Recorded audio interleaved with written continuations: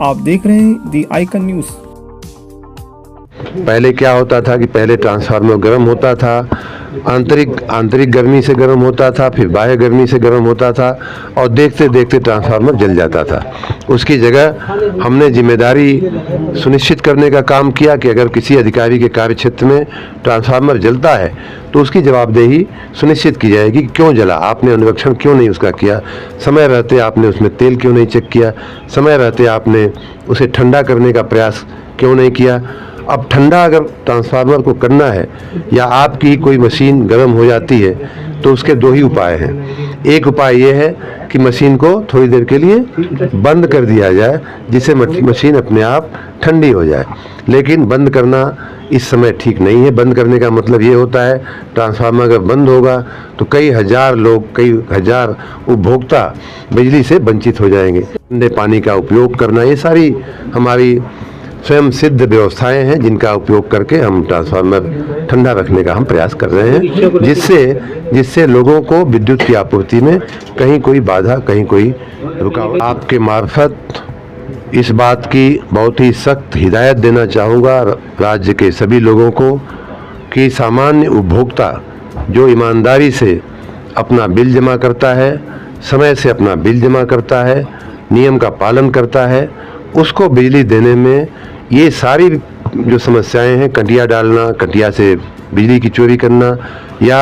और भी संगठित ढंग से ई रिक्शे की चार्जिंग करना या अन्य कोई इस तरह की व्यवस्था लगा करके बिजली की चोरी करना, ऐसे तमाम लोगों के खिलाफ सख्त कार्रवाई की जाएगी, पुलिस कार्रवाई की जाएगी, FIR किया जाएगा और बिजली की चोरी हम किसी भी हालत में बर्दाश्त करने वाले नहीं हैं, क्योंकि ये दोहरा मार करती है बिजली की चोरी। एक तरफ हमारा राजस्व घटता है, हमारी इनकम घटती है और जो राजस्व बढ़ा करके जो राजस्व अगर हमें मिलता तो हम ज़्यादा से ज़्यादा विद्युत की आपूर्ति कर पाएंगे, ज़्यादा से ज़्यादा विद्युत कोयला हम खरीद पाएंगे, बिजली खरीद पाएंगे और नागरिकों को हम ज़्यादा से ज़्यादा हम आपूर्ति दे पाएंगे। ये पहली मार होती है चोरी बिजली की चोरी होने से। दूसरी मार ये होती है कि जो ट्रांसफार्मर जिस क्षमता का ईमानदार उपभोक्ताओं के लिए लगाया गया है उससे ज़्यादा क्षमता की बिजली निकाल करके उस क्षेत्र में चोरी से लोग कटिया डाल करके जब काम करते हैं, कटिया डालने का या ई चार्जिंग या इस तरह के रिक्शे चार्ज करने का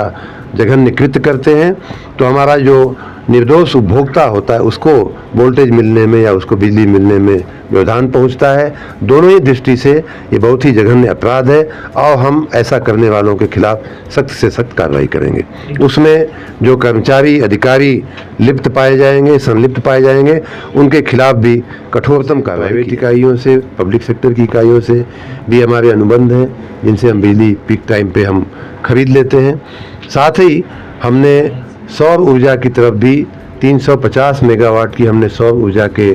जो संयंत्र हमने लगा करके कार्यरत कर दिए हैं घरों की छतों पे, और साथ ही हमने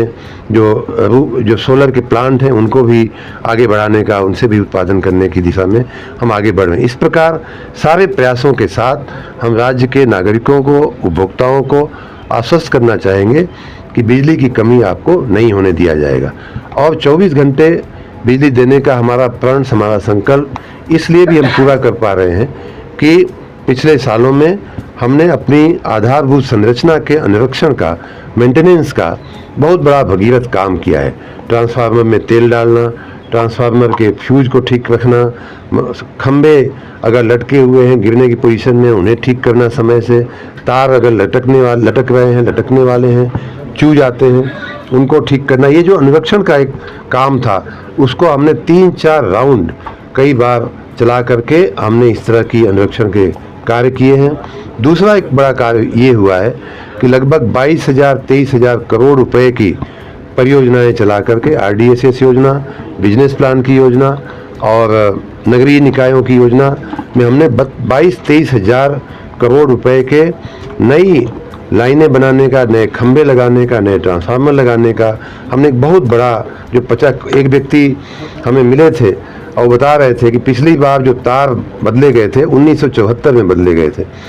तो 50 साल बाद हम ये काम बहुत बड़ा कर रहे हैं। आपकी जानकारी के लिए 1 लाख किलोमीटर इस तरह के तार हम लोगों ने बदलने का काम किया है। लगभग 6 लाख ट्रांसफार्मर या तो उच्चीकृत किए गए हैं, क्षमता वृद्धि की गई है, या उन्हें